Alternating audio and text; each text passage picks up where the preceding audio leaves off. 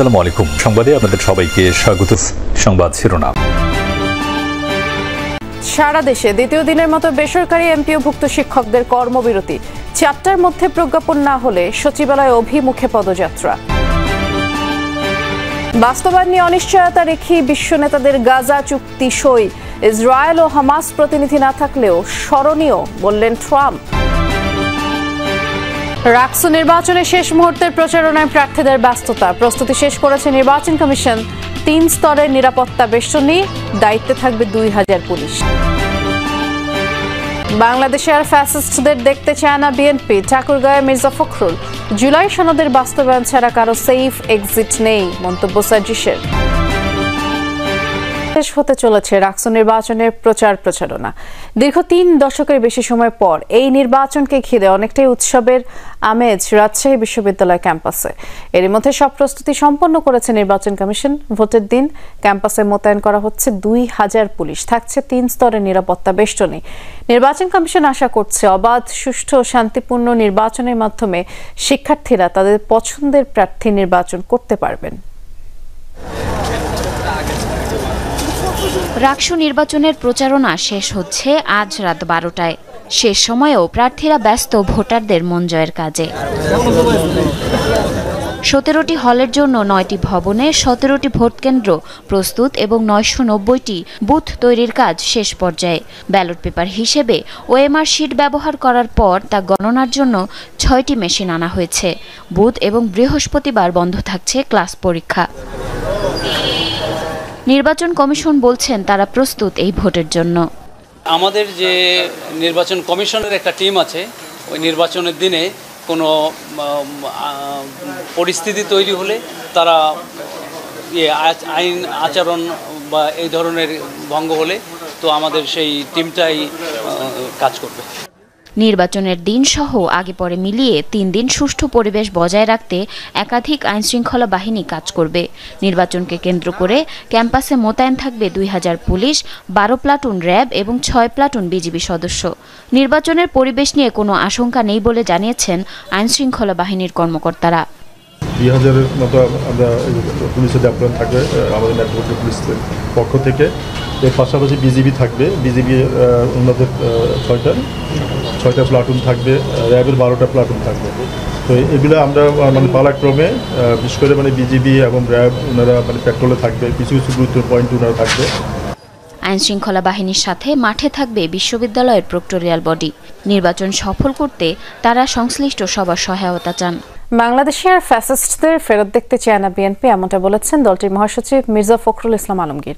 দুপুরে ঠাকুরগাঁও জেলা বিএনপির কার্যালয়ে সদর ও রুহিয়া থানা মহিলা দলের নির্বাহী কমিটির বর্ধিত সভায় অংশ নেন তিনি। বলেন, এমনও সময় গেছে যখন বিএনপির নেতাকর্মীরা নির্যাতন, নিপীড়ন ও মিথ্যা মামলার কারণে বাড়িতে থাকতে পারেননি। এমনকি খালেদা জিয়াকেও দীর্ঘ 6 বছর কারাভোগ করতে হয়েছে। বিএনপির 1700 নেতাকর্মীকে গুম ও 20,000 নেতাকর্মীকে হত্যা করা হয়েছে। সেজন্যই আগামী নির্বাচন বিএনপির জন্য প্রয়োজনীয়। আগামী নির্বাচনের উপরেই বাংলাদেশের রাজনৈতিক অর্থনৈতিক ভবিষ্যৎ নির্ভর করছে। মির্জা ফখরুল আরও বলেন, সংস্কার কমিশনের ঐক্যমতের ভিত্তিতে যে বিষয়গুলো সকলে একমত হয়েছেন সেই সনদে 17 তারিখ স্বাক্ষর করবে রাজনৈতিক সকল দল। আগামী নির্বাচন সেই জন্যই আমাদের কাছে অত্যন্ত গুরুত্বপূর্ণ যে আমরা আবার গণতান্ত্রিক একটা ব্যবস্থায় ফিরে যেতে চাই। আমাদের মানুষ নির্বাচন চায়। তারা এই 15-16 বছর যে ভোট দিতে পারেনি, আবার তারা ভোট দিয়ে তাদের নিজস্ব প্রতিনিধি নির্বাচিত করতে চায়। জুলাই সনদ বাস্তবায়ন না করে কারো সেফ এক্সিট নেই, নেত্রকোনায় এমনটা বলেছেন এনসিপির উত্তরাঞ্চলের মুখ্য সংগঠক সার্জিস আলম। সকালে নেত্রকোনার জেলা সাংগঠনিক সমন্বয় সভায় অংশ নেন সার্জিস। বলেন, কিছু উপদেষ্টার কথায় আচরণে মনে হচ্ছে তারা যেন নির্বাচন দিয়ে সেফ এক্সিট চাইছেন, এটা হতে দেওয়া যাবে না। সার্জিস আরও বলেন, জুলাই সনদের আইনগত ভিত্তি ও বাস্তবায়নের প্রক্রিয়া, বিচারের দৃশ্যমান অগ্রগতির মতো বিষয়গুলো যদি পিছিয়ে যায় তাহলে নির্বাচনের উপরও প্রভাব ফেলবে এবং নির্বাচন পিছিয়ে যেতে পারে বলে শঙ্কা প্রকাশ করেন তিনি।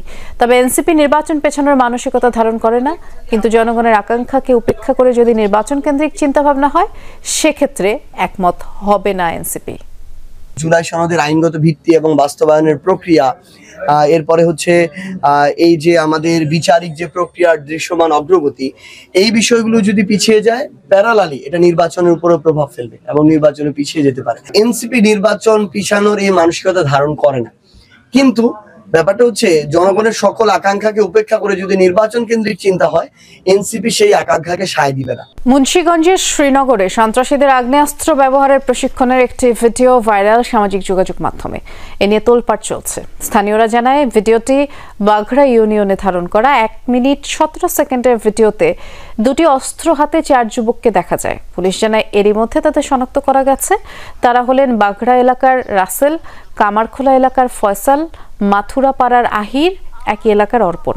তারা রাসেল ফয়সাল বাহিনীর সদস্য। বাহিনীর প্রধান হিসেবে পরিচিত রাসেলের মুখ না দেখা গেলেও তার কণ্ঠ শুনে নিশ্চিত করেছেন স্থানীয়রা। এ বিষয়ে রাসেলের সাথে মুঠোফোনে যোগাযোগ করা হলেও তাকে আর পাওয়া যায়নি। তার বিরুদ্ধে সন্ত্রাসী কর্মকাণ্ডের অভিযোগ ও মামলা রয়েছে। অবৈধ অস্ত্রধারীদের আইনের আওতায় আনতে অভিযান চলছে বলেও জানিয়েছে পুলিশ। হবিগঞ্জে জামায়াত নেতা মহিবুর রহমান চৌধুরী হত্যা মামলার রায়ে জেলা কৃষক লীগের এক নেতাকে আমৃত্যু এবং 13 জনকে যাবজ্জীবন কারাদণ্ড দিয়েছেন আদালত। দুপুরে অতিরিক্ত জেলা ও দায়রা জজ আদালতের বিচারক কায়সার মোশাররফ এই রায় দেন। মামলায় বলা হয়, 2013 সালের 6 জুন শহরের পুরান মুনসেফি এলাকায় পূর্ববিরোধের জেরে জামায়াত নেতা মহিবুরকে কুপিয়ে গুরুতর জখম করে প্রতিপক্ষের লোকজন। পরে হাসপাতালে নেয়ার পর তিনি মারা যান। এ ঘটনায় নিহতের পরিবার সদর মডেল থানায় 23 জনের বিরুদ্ধে মামলা করেন। তদন্ত শেষে 19 জনের বিরুদ্ধে চার্জশিট দাখিল করে সিআইডি। 21 জনের সাক্ষ্য গ্রহণ শেষে রায় দেন বিচারক। পরে মামলার প্রধান আসামি ও কৃষক লীগের সহসভাপতি শফিকুল আলমকে বের করে নেওয়ার সময় আদালত প্রাঙ্গণে হট্টগোল দেখা দেয়। বাড়ি ভাড়া ও চিকিৎসা ভাতা সহ একাধিক দাবিতে দ্বিতীয় দিনের মতো সারা দেশে কর্মবিরতি পালন করছেন বেসরকারি এমপিওভুক্ত শিক্ষকরা। বিকেল 4টার মধ্যে প্রজ্ঞাপন জারি না হলে সচিবালয়ের দিকে পদযাত্রা করবেন শিক্ষকরা। শিক্ষকরা বলেন, দাবি না মানলে আরও কঠোর কর্মসূচি দেওয়া হবে। মূল বেতনের 20% বাড়ি ভাড়া, 1500 টাকা মেডিকেল ভাতা, কর্মচারীদের জন্য 75% উৎসব ভাতা ঘোষণা না দেওয়া পর্যন্ত এই আন্দোলন চলবে। সকাল থেকে সারা দেশে এমপিওভুক্ত বেসরকারি স্কুলে পাঠদান কার্যক্রম বন্ধ রয়েছে। শিক্ষকরা নিয়মিত উপস্থিত থাকলেও শ্রেণীকক্ষে না গিয়ে অফিস কক্ষে কিংবা মাঠে অবস্থান করছেন। রোববার জাতীয় প্রেস ক্লাবের সামনে অবস্থান কর্মসূচির সময় পুলিশের সাথে সংঘর্ষ এবং সাউন্ড গ্রেনেড ব্যবহারের ঘটনায় পরিস্থিতি উত্তপ্ত হয়ে ওঠে। এরপর শিক্ষকরা শহীদ মিনারে অবস্থান নেন।